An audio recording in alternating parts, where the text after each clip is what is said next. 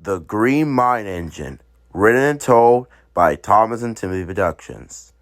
James the Red Engine has been living on Sodor for a very long time, but sometimes he can get over his head a lot. Like ghosts is one of them.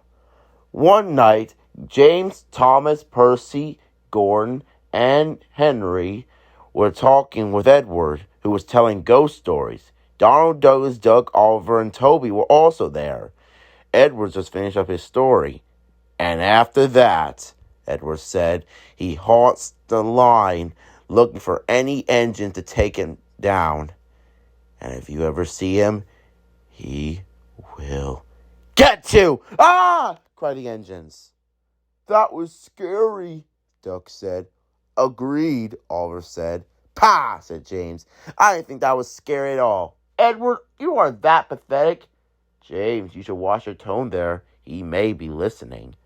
Who may be listening? Edward sighed. He looked around.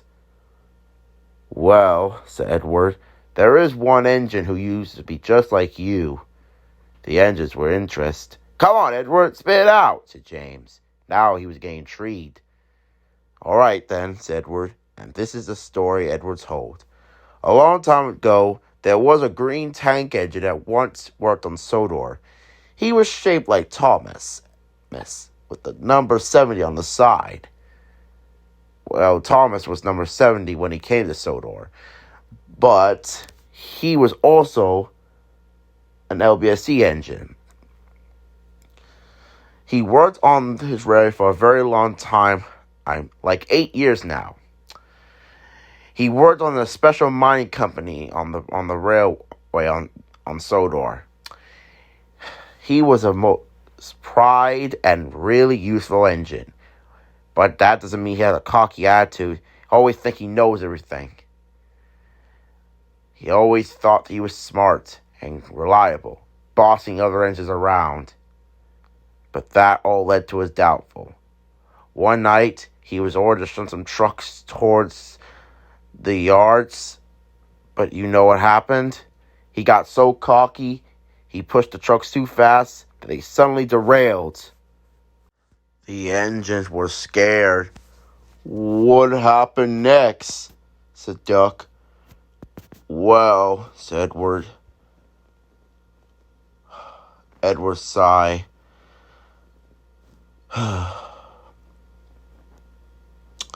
The green tank engine didn't survive his accident. What was the green engine's name, Edward? Said Oliver. Well, his name was Indigli. Indigli was a really useful engine. He always thinks that he knows everything. But what happened to him after the accident? Said Thomas. Yeah, Edward laddie, what happened? He didn't survive the accident, like I told you. They soon found him in the bottom of the line.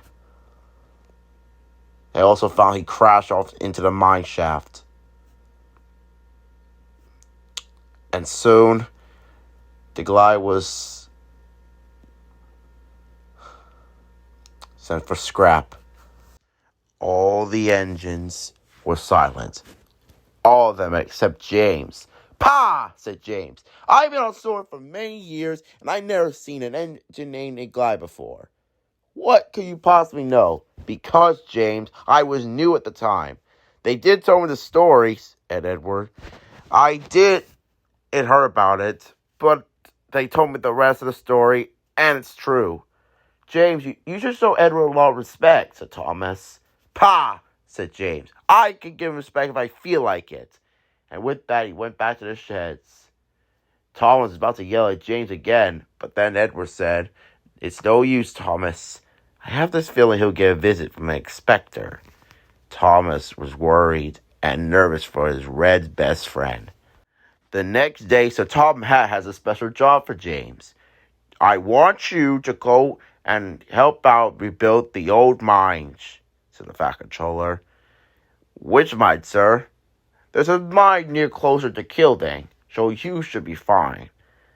Okay. Why should I be fine? Oh, 'cause I feel like you deserve something a little exciting. How'd that sound, James? Very good, sir. Right away, sir.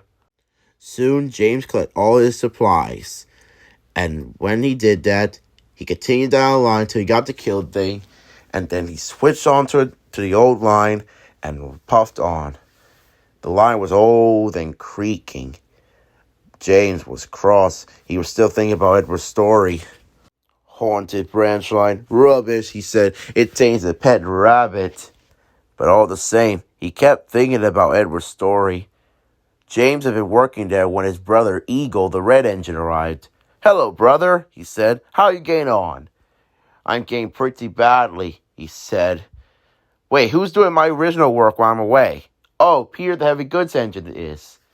"Why, Peter? He's a container engine." "James, every engine deserves a second chance into life." "Whatever. Anyways, I should get going," said Eagle, and he set off to collect his next train. When the evening came, James was keen to leave. "If we don't go now, Edward would take my favorite place in the sheds." "Sorry, James, but the signal does inform me that you can't come out of the sidings. The points are jammed." "I'm sorry, James. You'll be stuck here for the night." "Why can the workmen do it?" "They don't have the equipment, James. I'm sorry you spent the night here." When James's crew left to go talk to the signalman, says they're going to spend the night there, James's driver could have sworn that something was not right with the red engine because James was nervous. It was soon misty. James could barely see. He wished he was back with his friends. He wished he was back to his nice, cozy shed. "There's no such thing as ghosts. There's no such thing as ghosts," said James. James sat there as he was waiting for him to fall asleep. Suddenly, a shrill whistle echoed in the night. "What was that?" said James. James thought he could see a shape of a green engine appearing out of nowhere. To James, it looked like a steam engine. The engine whistled again as he approached the bend, and then disappeared without a trace. Then James thought he heard a crash coming from it. James was horrified. He had never seen an engine do that before, and never said anything as he went to sleep. James's crew came back the next day. The points were fixed, and James was now off. James's driver could see the fear and terror in James's face. They didn't know what happened last night, so they didn't ask him. Edward, on the other hand, knew what James saw as he passed by with the goods train at the station, and said, "Don't say I didn't warn you, James," he said after he passed by. James is now a complete different engine. He is still vain and doesn't believe ghosts is that sort of engine, but he sometimes now knows to take stories quite seriously. And soon, the mine was reopened, and some engines went there to do work there, obviously. James was not chosen to run it, so that's good for him, so he don't have to encountered. But there was one question. Who was the engine he encountered? And what was he doing in the mine in the first place? James thought it was a new engine, but he knew fully as he saw the number of the engine, 70. He knew there was one engine that he knew that could possibly have that. It was in Edward's story the entire time. He has seen the ghost of Indigli. James never ever mentioned it again, fearing what the others say if he ever told them. He and Edward kept this to themselves. James now knows to take stories very carefully in future. And wherever James goes to the mine, he will promise never to say the story is fake again. But some people say, and some nights, when the owl hoots and the mist rolls in, Indigli puffs along through the old mine, trying to make sure he doesn't do his accident again like he did in life. I hope Indigli gets what he wants in death. Don't you?